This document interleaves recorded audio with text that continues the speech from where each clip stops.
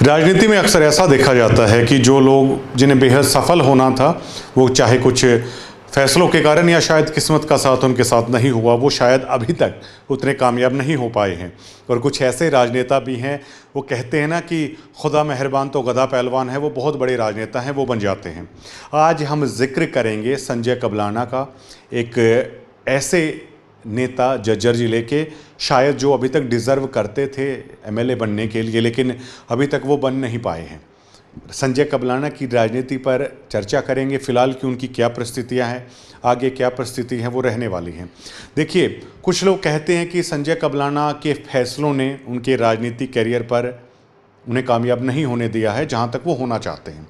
लेकिन कुछ लोग कहते हैं कि शायद किस्मत संजय कबलाना के साथ नहीं है, कि अभी तक उन्हें वो मौका नहीं मिल पाया है जो वो डिज़र्व करते हैं।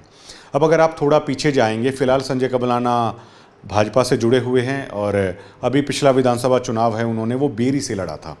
और पहले 2009 में जब शायद बीजेपी का इतना नाम होता नहीं था और कोई सोचता भी नहीं था कि एक दिन ये पार्टी हरियाणा में इस तरीके से एक तरफा राज भी करेगी, उस समय बादली विधानसभा से लड़े थे राजनाथ सिंह और अन्य बहुत बड़े राजनेता भी आए थे उनकी जनसभा करने के लिए। लेकिन उस वक्त कोई इतना सीरियस है नहीं लेता था बीजेपी को।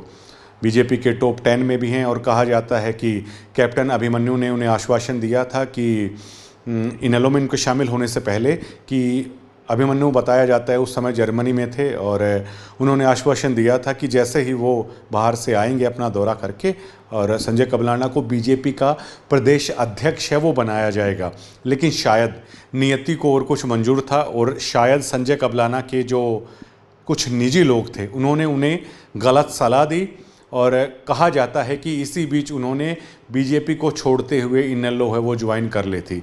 इस फैसले को संजय कबलाना के राजनीतिक कैरियर में सबसे ज़्यादा झटके वाला माना जाता है और सूत्र बताते हैं कि संजय कबलाना भी अपने इस फैसले को स्वीकार करते हैं खुलकर कि उस दरमियान उन्होंने बहुत बड़ी गलती है वो कर दी थी। लेकिन उसके बाद अलग अलग पार्टियों का रुख उन्होंने किया, जेजेपी में गए, बहुत अच्छी खासी वोट है बादली से हासिल उन्होंने की। लेकिन जेजेपी का क्या हाल हुआ सबको पता है।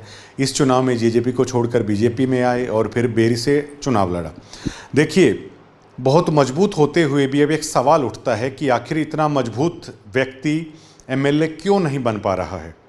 और अगर संजय कबलाना की अगर आप बात करेंगे तो जो संजय कबलाना का घर है जज्जर में, किसी राजनेता के पास इतनी भीड़ नहीं होती होगी, चाहे वो बेशक से ओम प्रकाश धनखड़ ही हों जो इस ज़िले में सबसे मजबूत आदमी माने जाते हैं, चाहे बेशक से विधायक कुलदीप वत्स हो, चाहे गीता भुक्कल हो, चाहे कोई भी आदमी हो। संजय कबलाना के हाउस पर बहुत ज़्यादा लोगों का तांता लगा रहता है, भीड़ लगी रहती है और मेहनती भी बहुत हैं, उनकी दौड़ धूप में भी कोई कमी नहीं है।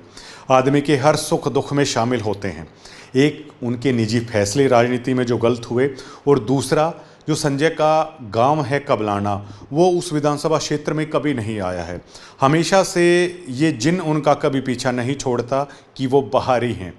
हालांकि वो जिस हलके में मेहनत करते राजनीति करते हैं उसे बिल्कुल अपना घर समझ कर करते हैं। बादली में सालों तक संजय ने ऐसा ही किया।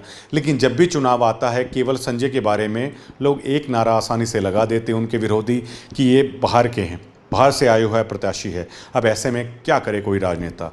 अब भी ऐसा ही हुआ जब बेरी से हुए। हालांकि अब की बार कहा जा रहा है कि अमित अहलावत डिज़र्व करते थे, संजय शायद उनको भी नहीं पता था कि उन्हें बेरी से चुनाव लड़ना पड़ेगा। ये ओम प्रकाश धनखड़ ने जो कुछ किया, अमित ने बहुत मेहनत कर रखी थी। हालांकि बेरी से जीत का तो कोई सवाल नहीं था, लेकिन फिर भी बहुत अच्छी खासी वोटें हैं वो आई।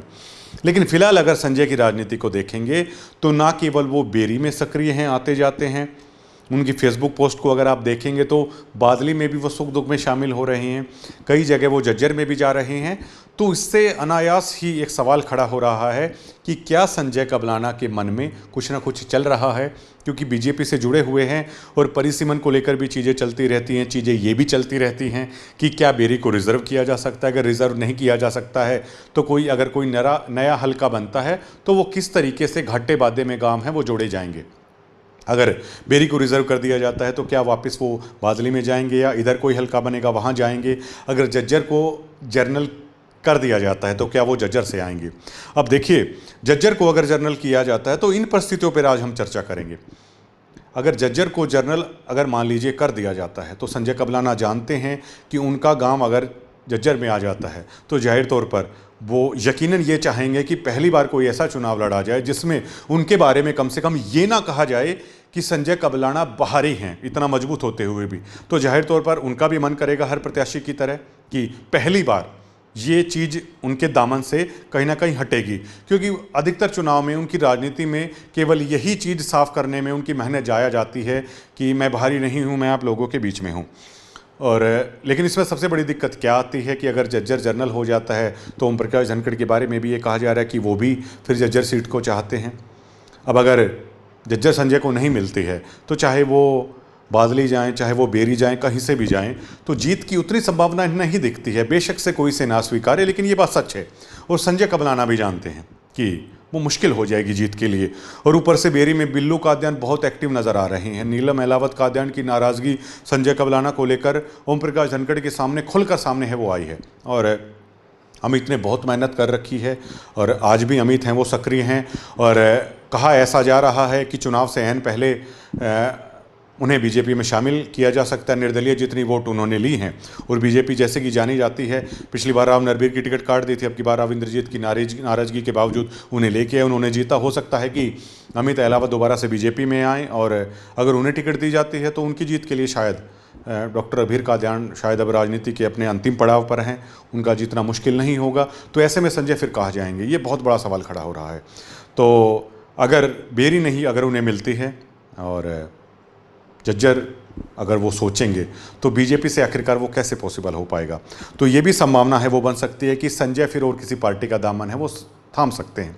हालांकि ये केवल संभावनाएं हैं, हम ऐसा नहीं कह रहे हैं कि वो ऐसा करने वाले हैं, लेकिन संजय के बारे में ये चीज़ इसलिए कही जा सकती है कि वो निडर बेखौफ राजनेता हैं।